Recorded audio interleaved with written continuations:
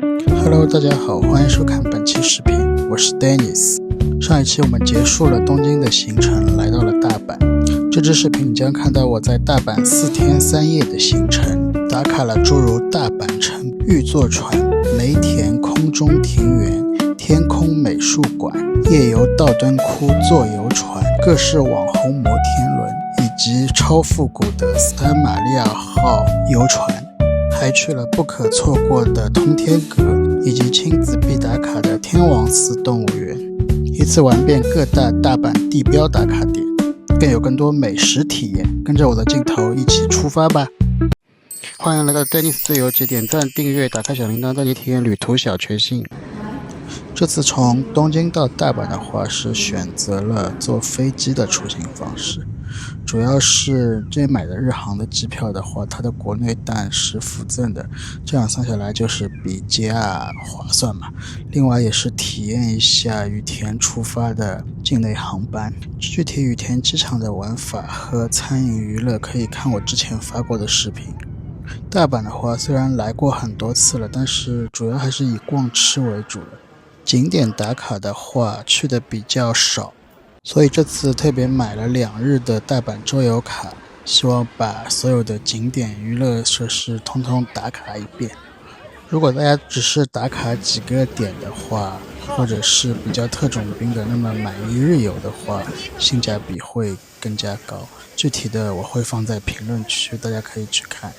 来的时候航班稍微有点延误，然后这次住的是新斋桥这边的 Comfort， 性价比也是很高的，出来大概走5-6分钟吧就能到道敦窟这里，所以晚上出来逛了一下，顺便吃点东西。刚刚买了那个章鱼丸子，好像说是章鱼丸子的元祖店，然后应该有挺多韩国明星打卡的，所以来排队的韩国人也蛮多的。吃了一下味道还可以。逛完一路上就走着回酒店了，然后这条路上其实有蛮多的各式居酒屋啊，还有一些类似风俗店的吧。路边你可以看到有很多穿那种女仆装的，或者说是穿兔女郎衣服的，还有一些小哥在拉生意。感觉现在日本就是这个行业还是很蓬勃的，到处都是马路上站街的。不知道这个现象大家怎么看？可以评论区告诉我一下，一起讨论一下。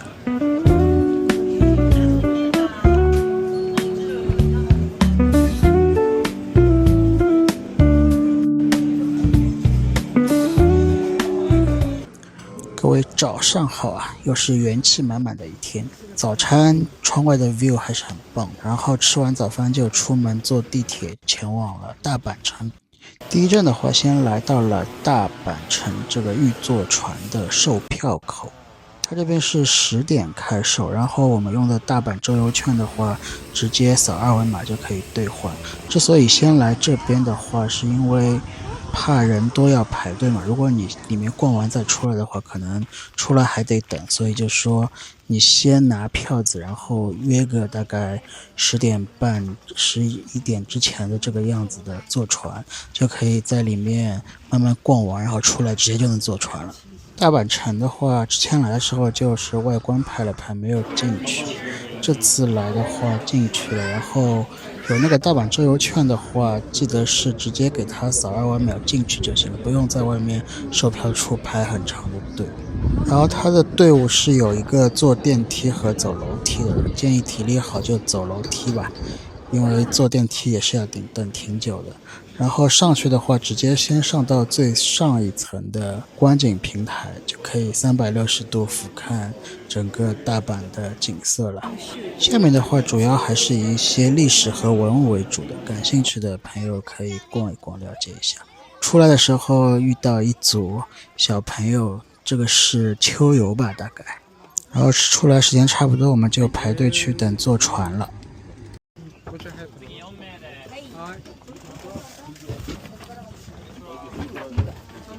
这个船的话大概坐一圈是20多分钟吧，它就是沿着这个大阪城的外面的围墙两边转一转，然后跟你讲一些相关的知识点。最后的话会在景色比较好的地方停一下，让大家拍照。总体来说的话，还是值得体验一下的。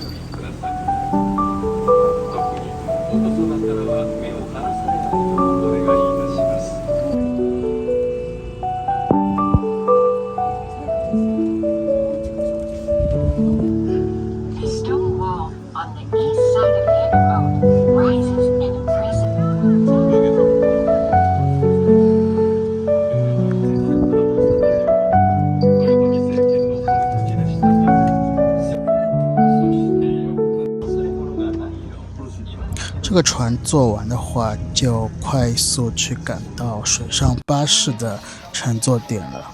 因为这个船的间隔时间挺长，所以大家一定要看好时间去换票子。总体来说的话，感觉还是蛮值得去体验一下的。如果来不及的话，那就只能继续坐地铁走了。这个水上观光船的话，我建议大家也是把它当一个交通工具坐半程就可以。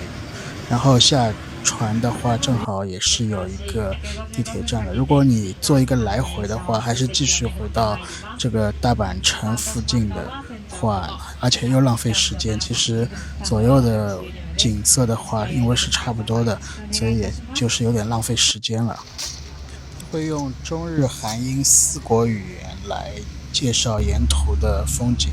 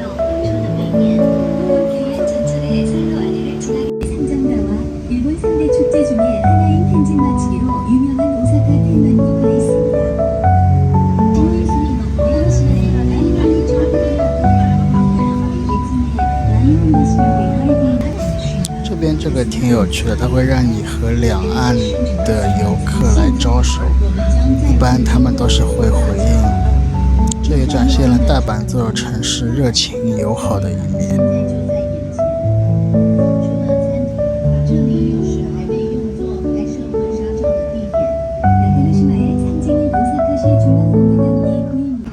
然后就坐地铁去到了大阪站。大阪站这边的话，我来主要是还是吃个午餐吧。今天选了这个天妇罗冻套餐的味道还是很不错的。整个上午的行程的话，因为对时间的要求还是蛮严格的，所以说整个行程还是蛮紧的。正好来这边吃个午饭，然后休整一下。然后就去到梅田这边了，然后也是今天比较重点的一个景点，就是梅田的空中庭院展望台。然后这边其实进场的话排队还是蛮长的。然后我们用的大阪周游券的话，它下午是有进馆的时间限制，好像是3点之前还是4点之前，反正就是尽量早点来吧，不然的话就用不了这个券了。它这个电梯的话是全透明的，然后一点点上去的话，也可以看到窗外的景色一点点在变化。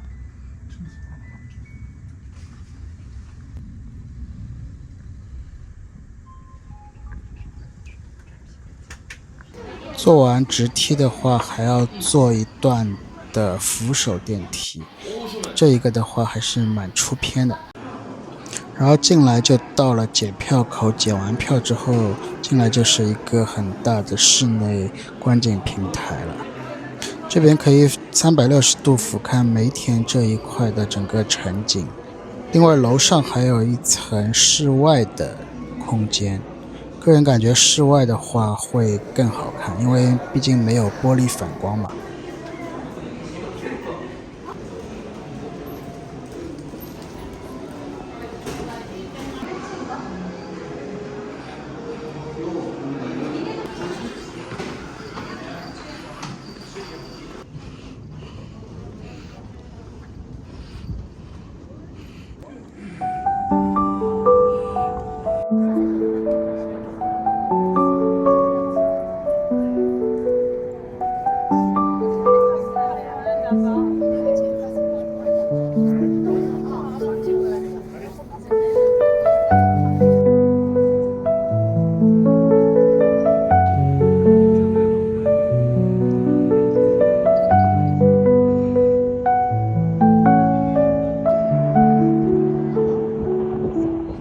这边逛完的话，就直奔对面那栋楼的娟谷信二的天空美术馆了。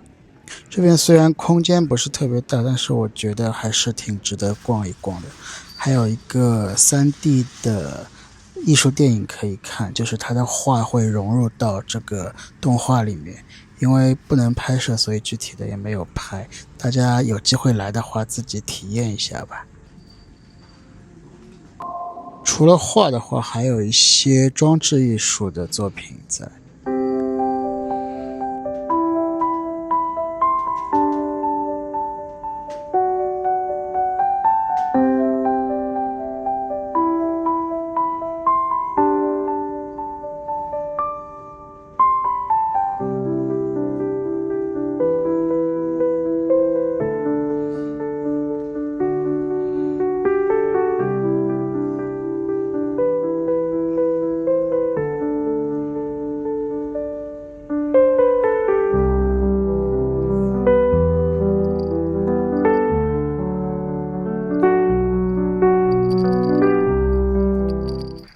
逛完的话，再回到梅田大厦，然后去了 B1 这边的龙剑小路。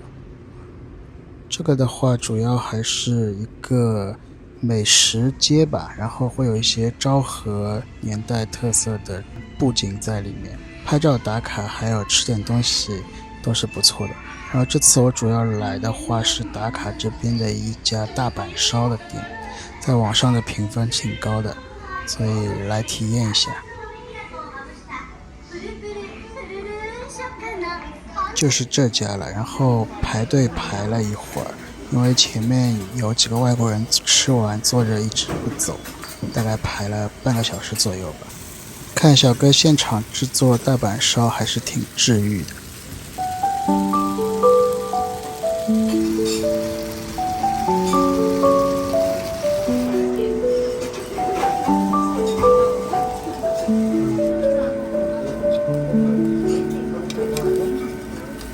味道还是不错的，就是感觉稍微有一点点咸吧，可能关西的人口味会比较重，然后料都是挺足的，总体来说的话是挺不错的。吃完大阪烧的话，就计划去做一下网红的 Hip-Fi 的红色摩天轮。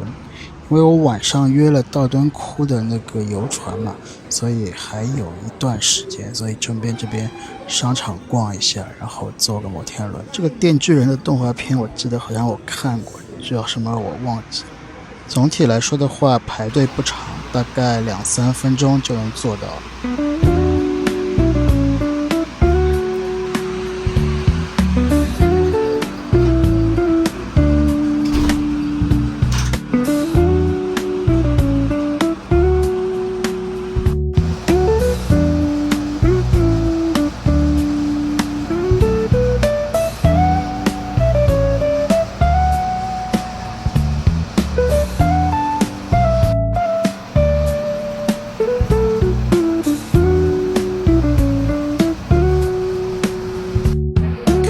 红色摩天轮真的是超级好看的，然后外面的景色也不错，然后正好这个时候正是夕阳西下的时候嘛。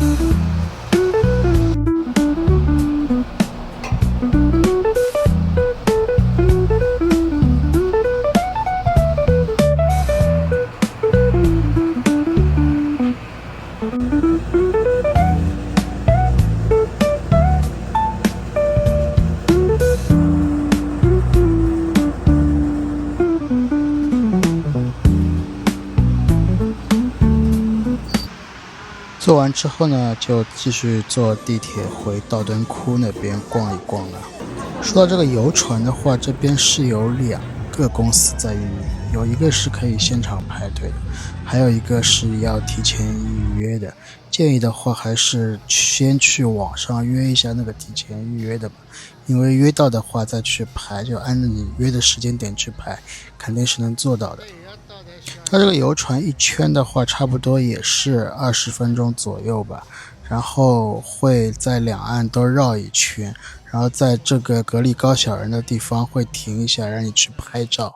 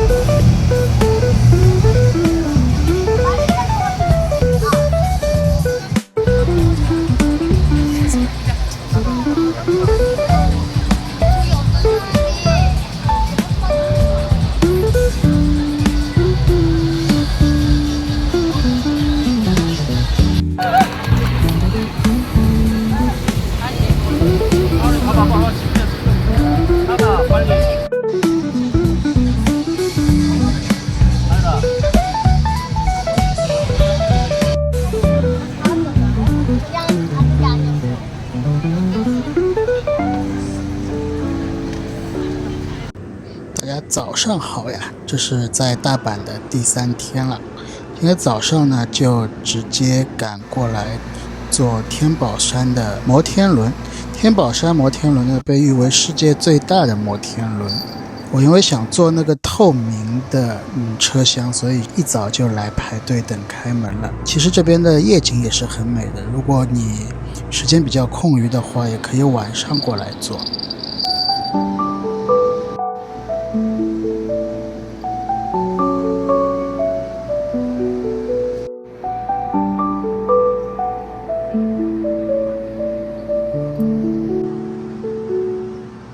摩天轮上看港口的海景，加上这个城景，还是很美的。坐完摩天轮就去坐斯丹玛利亚号的游船了。这边会经过这个海游馆，也就是水族馆。如果带娃的话，是可以过来逛一逛的。另外这边还有一个乐高的积木乐园，也是适合带娃的来玩的。这2个项目的话，基本上就是1天的时间，所以要玩这2个的话，建议控制好时间，规划好再来。到了上船的时间点，我们就可以上船啦。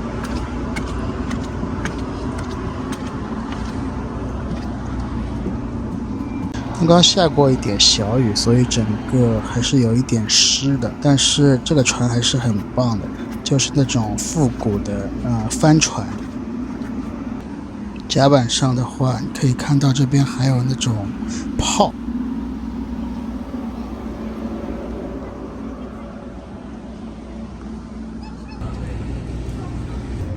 我们再去室内的空间逛一逛。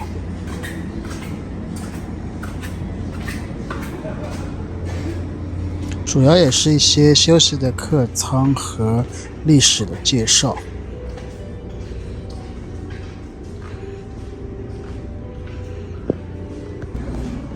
然后上楼去上面的舰首去看一看吧，那边的风景应该会更棒一点。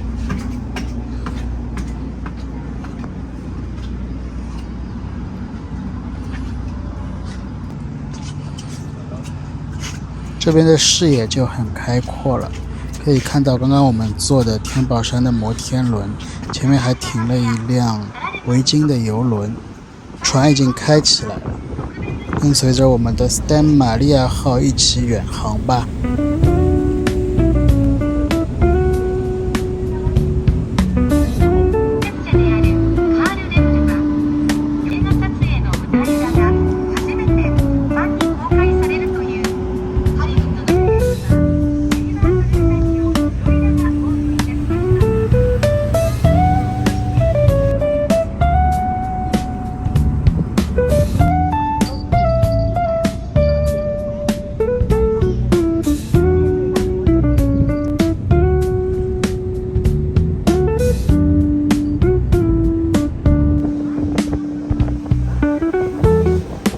这边应该是一个货运码头吧，然后这个红色的桥真的非常的漂亮，然后拍照片的话也非常出片。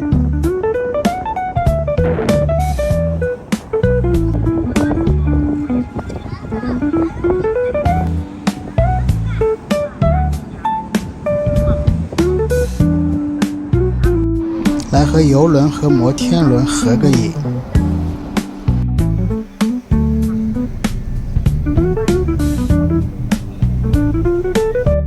舰首的话，拍照就更好看啦。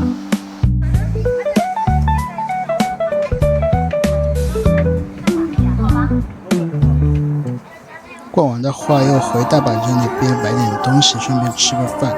街头艺人唱歌唱得真的很棒。今天吃的是韩式烤肉和冷面，接下来就去逛通天阁啦。这边各式的招牌真的都是很夸张的。然后拍照片的话真的超级出片，但是人也真的是超级的多。因为考虑到人比较多，然后晚上我又约了道灯窟那边吃烤肉嘛，所以说今天就决定通天阁上面不上去了。如果上去的话，一般都是上面的观光平台，然后还会玩一个就是类似于蹦极或者是走一圈的一个项目。就这几个项目的话，那个大阪周游券里面都是包含的，而且是算门票价值比较高的2个项目。所以说，如果你来玩这里的话，还是挺值的，但是建议早点来吧。